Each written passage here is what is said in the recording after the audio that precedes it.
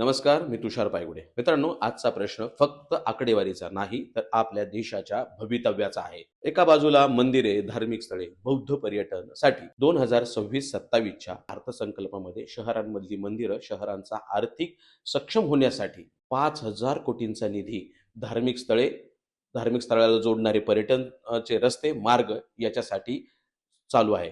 पण दुसरीकडे गेल्या 10 वर्षात 89,481 पेक्षा जास्त शाळा बंद पडल्या आहेत किंवा कमी झाल्या आहेत.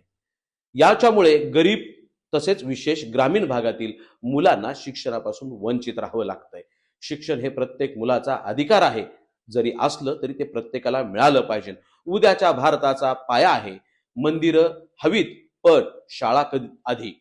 कारण दगडाच्या, मार्बलच्या भव्य मंदिरं, इमारती उभ्या राहतील, तरी त्या जपण्यासाठी, त्या समजून घेण्यासाठी नवीन सुशिक्षित पिढी नसेल, तर सगळा वारसा फक्त स्मारक राहतील, जिवंत इतिहास नाही. प्रत्येक मुलाच्या हातात पुस्तक, प्रत्येक शाळेत शिक्षण आणि गावात प्रत्येक मुलाला शिक्षणासाठी सक्षमीकरणाची संधी हे अत्यंत महत्वाचं आहे.